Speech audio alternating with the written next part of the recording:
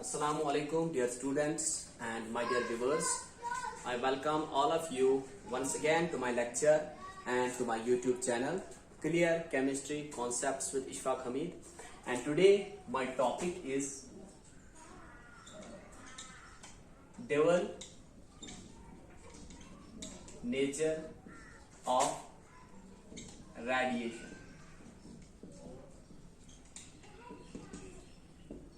Today my topic is dual nature of radiation. जैसा कि आपको पता है कि dual मतलब both natures. जो रेडिएशन होती है, ठीक है, उसके दोनों नेचर्स होते हैं एंड हमें यहाँ पे डिस्कस करेंगे सबसे पहले dual nature of light. Light जो है it has particle nature and it has wave nature also. यह हमें कैसे पता चला? क्योंकि आइंस्टाइन ने एट द एंड इन 1905 बोला कि light has both natures, it has dual nature. तो सबसे पहले थ्योरी जो दी गई थी ये बताने के लिए कि लाइट का नेचर क्या है, इस थ्योरी को दिया था न्यूटन ने. सबसे पहले वाली थ्योरी इस चीज को बताने के लिए न्यूटन ने दी थी और उसकी थ्योरी का नाम था corpuscular theory of light. Corpuscular theory of light.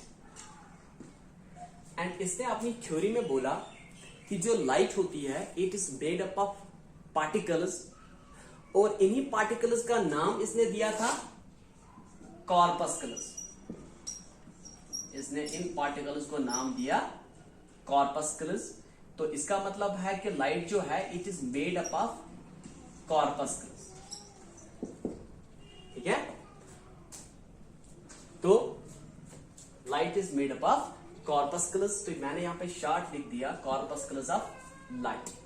ठीक है, तो इसकी थ्योरी जो है कॉर्पस्कुलर थ्योरी ऑफ लाइट, जैसे हमारे बॉडी में कॉर्पस्कल्स होते हैं, ठीक है, ब्लड सेल्स होते हैं, वैसे ही इसने बोला कि जो लाइट है it's also made up of corpuscles. और न्यूटन की थ्योरी से हम लाइट के दो फिनोमेना को एक्सप्लेन कर पाए. न्यूटन की थ्योरी से हम लाइट के दो फिनोमेना को एक्सप्लेन कर पाए. One is reflection and second one is refraction. इनको मैं यहीं पे थोड़ा सा डिस्कस कर देता हूं. Reflection means bending up, reflection means bouncing back of light. ठीक है, reflection means bouncing back of light. ये जो है दिस इज रे ऑफ लाइट, ये यहां पे बाउंस करेगी, उसके बाद इसकी जो है डायरेक्शन चेंज हो जाएगी. तो इस चीज को हम बोलते हैं रिफ्लेक्शन और इसका कॉन्सेप्ट थोड़ा सा आपके पास होगा. And refraction of light, refraction means bending of light. जब भी ray of light from rare to denser medium जाती है, ठीक है, इट बेंड्स. ठीक है, तो इस फिनोमेना को नाम दिया गया है रिफ्रैक्शन. इस फिनोमेना को नाम दिया गया है रिफ्रैक्शन. तो दो फिनोमेना जो रिफ्लेक्शन और रिफ्रैक्शन है by the corpuscular theory of light which was tuned by Newton, इससे हम इनको एक्सप्लेन कर पाए. लेकिन इस थ्योरी ने हमें दो फिनोमेना ऑफ लाइट जो तब और दो फिनोमेना ऑफ लाइट जो है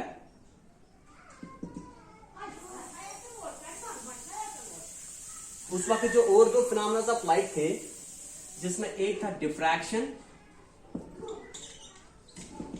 एंड इंटरफेरेंस.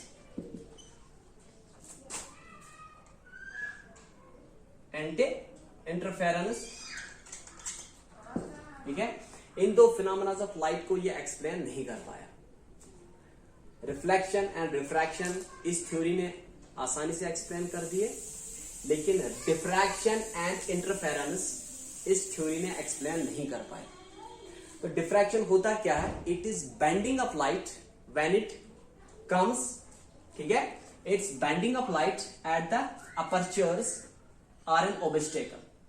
जैसे फॉर एग्जाम्पल मैं यहां पे एक होल बना रहा हूं, यहां से कोई सोर्स है जहां से रेडिएशन ऑफ लाइट आ जाती है, एंड जब ये इस अपर्चर को, इस होल को पार करेगी, it will form its shape, it will bend here, और इस फिनोमेना ऑफ लाइट को डिफ्रैक्शन बोलते हैं।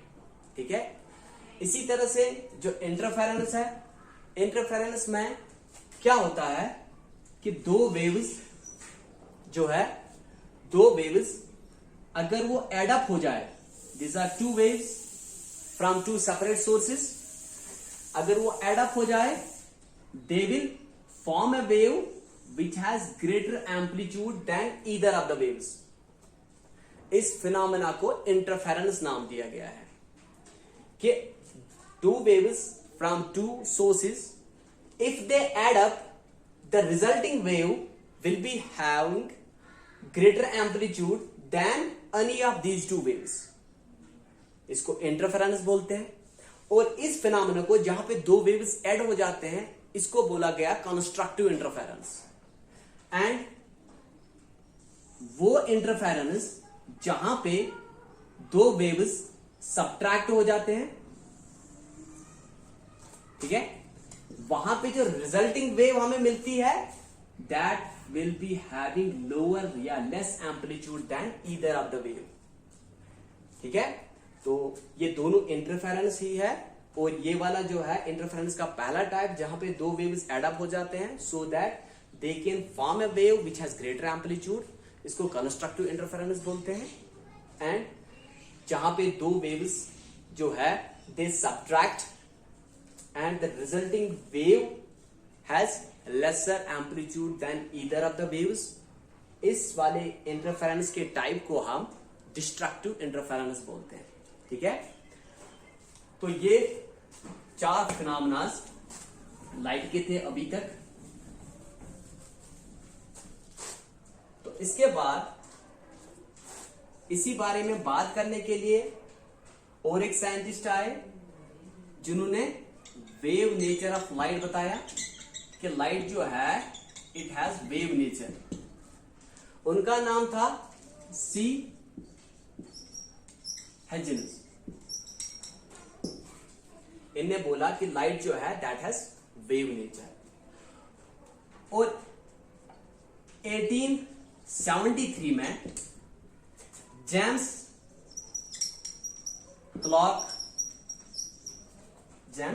Clock Maxwell, in 1873 James Clerk Maxwell ने बोला कि जो लाइट है it is made up of electromagnetic radiation. It is made up of electromagnetic radiations और it's made up of electromagnetic waves. ठीक है, जेम्स, या इसको हम यहां पे विजिबल लाइट भी बोल सकते हैं, because this is the part of the electromagnetic radiations which makes things visible to us. तो उसने बोला कि visible light is the part of it is made up of electromagnetic radiations और वेव्स। ठीक है, और इन इलेक्ट्रोमैग्नेटिक रेडिएशंस में होता क्या है, इन electromagnetic radiations it has two field components, one is electric field and another is magnetic field. These two components are perpendicular to each other and जो direction of propagation of electromagnetic radiation है, it is perpendicular to both these field components. वो electric field के भी perpendicular है, वो magnetic field component के भी perpendicular है। तो इसकी जो direction of propagation होती है that is perpendicular to both electric field component and magnetic field component.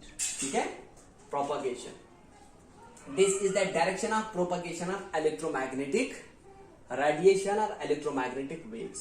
ठीक है, और अब हमारे पास जो है different types of electromagnetic radiations है।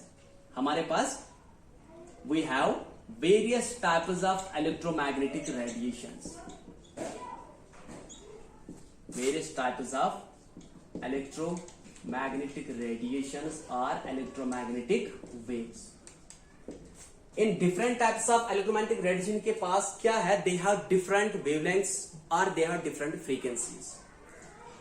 और जब हम डिफरेंट इलेक्ट्रोमैग्नेटिक रेडिएशंस का एक अरेंजमेंट बना देते हैं, एक पैटर्न बना देते हैं in the order of increasing wavelength और डिक्रीजिंग फ्रीक्वेंसी, या in the order of decreasing wavelength और increasing frequency, that arrangement is called electromagnetic spectrum. तो अब हम यहां पे बात करेंगे इलेक्ट्रोमैग्नेटिक स्पेक्ट्रम की. Electromagnetic spectrum. इलेक्ट्रोमैग्नेटिक स्पेक्ट्रम क्या है? This is the arrangement of electromagnetic radiations in the order of increasing wavelength और डिक्रीजिंग फ्रीक्वेंसी. ठीक है, तो यहां पे मैं लिख देता हूं. सबसे पहले जो अब हमारा जो ऑर्डर होगा that will be in the order of decreasing wavelength. In the order of decreasing wavelength or increasing frequency or increasing frequency. ऐसा क्यों in the order of decreasing wavelength or increasing frequency? Because frequency and wavelength are inversely proportional to each other. In the order of decreasing wavelength means increasing frequency, or in the order of increasing frequency means decreasing wavelength, because they are inversely proportional to each other. जिस radiation की frequency ज्यादा होगी उसकी wavelength कम होगी, और जिस radiation की wavelength ज्यादा होगी उसकी फ्रीक्वेंसी कम होगी. ठीक है, तो अब हम यहां पे पैटर्न लिख देते हैं, अरेंजमेंट लिखते हैं. अरेंजमेंट में सबसे ज्यादा जो वेवलेंथ है वो रेडियो वेव्स की है. ठीक है, रेडियो वेव्स और टेलीविजन वेव्स.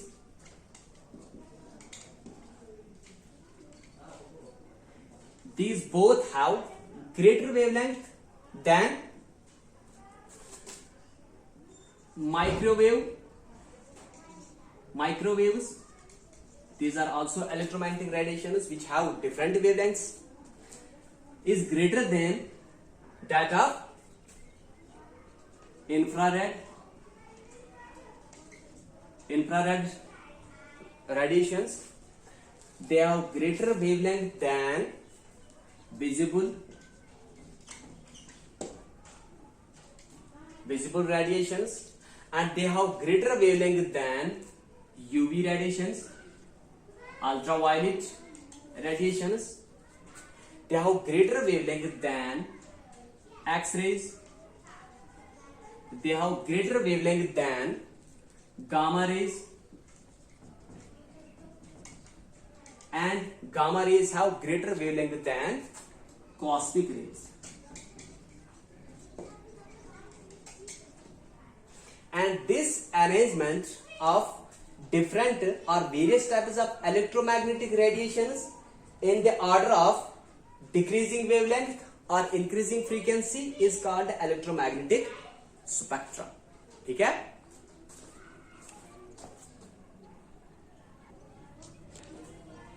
जैसा कि जेम्स क्लर्क मैक्सवेल ने पहले ही बोला कि जो विजिबल लाइट है that is the part of the electromagnetic radiations.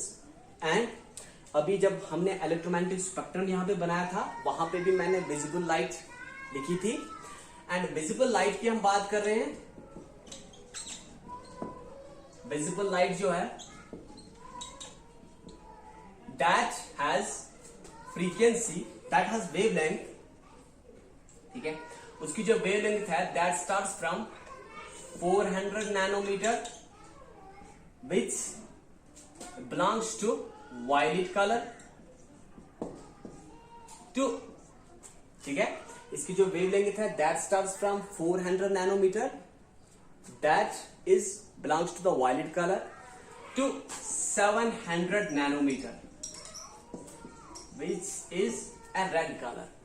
ठीक है, इसी तरह से जो हमारे पास रेडियो वेव्स थे, जो माइक्रोवेव्स जो मैंने इलेक्ट्रोमैग्नेटिक स्पेक्ट्रम में लिखे, माइक्रोवेव्स, रेडियो वेव्स, ठीक है, जैसे गामा रेज या कॉस्मिक रेज, उनकी भी अपनी जो है वेवलेंथ होती है, उनकी अपनी एक डिफरेंट फ्रीक्वेंसीज होते हैं। तो विजिबल लाइट की जो वेवलेंथ है that starts from 400 nanometre up to 700 nanometre, ठीक है। और विजिबल लाइट जो है, जो इलेक्ट्रोमैग्नेटिक रेडिएशंस है, अगर हम उनकी बात करें, they all travel with the speed of light. वो सारे जो है they travel with the speed of light, and speed of light को हम c से इंडिकेट करते हैं, that is equal to 3 into 10⁸ metres per second, ठीक है। और इनकी और एक कैरेक्टरिस्टिक प्रॉपर्टी होती है that for the propagation of electromagnetic radiations they don't need any material, medium for their propagation. तो दूसरी प्रॉपर्टी क्या है इनकी, don't need material medium for propagation.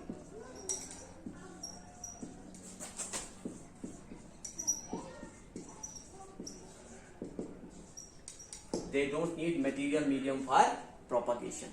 इसकी हमारे पास बेस्ट एग्जांपल है, जब सन से रेडिएशन निकलती है, वो सन तो स्पेस में है और वो हमारे जमीन तक पहुंच जाती है without presence of any material medium, ठीक है।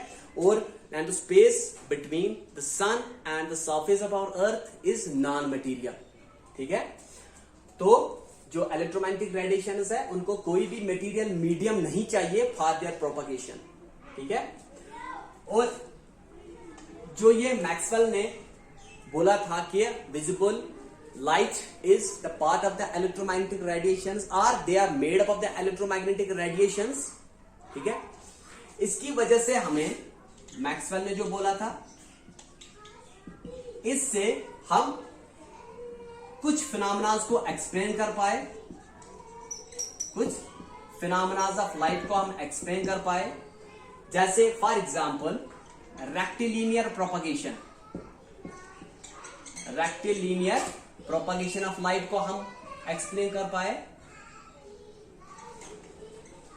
Rectilinear propagation means that light travels in a straight line, ठीक है। और these are the properties of electromagnetic waves, जिसकी वजह से they travel in a straight line, ठीक है। तो लाइट जो है, इस फिनोमेना को rectilinear propagation means that light travels in a straight line, इसको हम एक्सप्लेन कर पाए।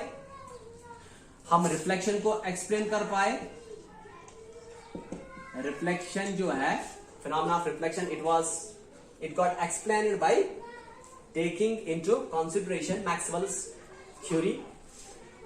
और हम इसकी वजह से रिफ्रैक्शन को एक्सप्लेन कर पाए।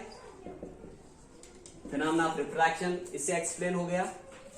हम इसकी वजह से डिफ्रैक्शन को एक्सप्लेन कर पाए, which is bending of light at the corners of N obstacle, ठीक है। हम इंटरफेरेंस को एक्सप्लेन कर पाए। 5 फिनोमेना ऑफ लाइट को हमने इजीली एक्सप्लेन कर पाए by taking into consideration. Maxwell ने बोला था that visible light is the part of the electromagnetic spectrum or it is made up of electromagnetic radiations, ठीक है। लेकिन 2 फिनोमेना ऐसे थे तब भी जो एक्सप्लेन नहीं कर पाए, जो एक्सप्लेन नहीं हुए। कौन सा फिनोमेना था? एक तो ब्लैक बॉडी रेडिएशन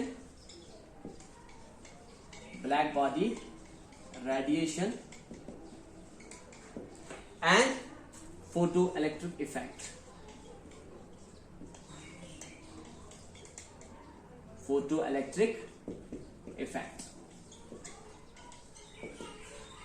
ठीक है।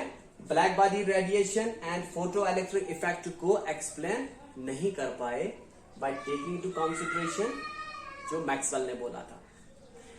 और यहां पे और एक फिनोमेना हम एक्सप्लेन कर पाए जिसको बोलते हैं पोलराइजेशन। पोलराइजेशन क्या है कि जब भी रे ऑफ लाइट आती है उसमें डिफरेंट वाइब्रेशंस होते हैं, in all directions, this is a रे ऑफ लाइट, ठीक है, it has vibrations in all directions. जब हम इसको किसी पोलराइजर के थ्रू पार करा देते हैं, all the vibrations of the light they are excluded except one, ठीक है, तमाम वाइब्रेशंस जो कि तमाम डायरेक्शंस में थे, they are extracted from it and the resulting ray consists of vibrations in only one direction, और वी कैन से इसमें खाली एक वाइब्रेशन प्रेजेंट रहती है, बाकी सारे इसमें से निकल जाते हैं। This phenomenon is called polarisation. Black body radiation क्या है? ब्लैक बॉडी रेडिएशन, जब भी रेडिएशन ब्लैक बॉडी होती है, ठीक है, उसमें रेडिएशन डाल देते हैं, इट गेट्स कंप्लीटली एब्जॉर्ब्ड, ठीक है, और इस फिनोमेना को नाम दिया गया black body radiation. Photo electric effect, photo electric effect क्या होता है? जब भी हम लाइट को मेटल सरफेस पे स्ट्राइक करते हैं, यहां से इलेक्ट्रॉन्स इमिट हो जाते हैं। जब भी लाइट को मेटल सरफेसेस पे स्ट्राइक कर देते हैं, electron start emitting from the metal surfaces and this phenomena is called photo electric effect. इनको हम थोड़ा सा और इलाबोरेट करेंगे, हमारे जो आने वाले लेक्चर्स हैं उनमें हम इनको इलाबोरेट करेंगे।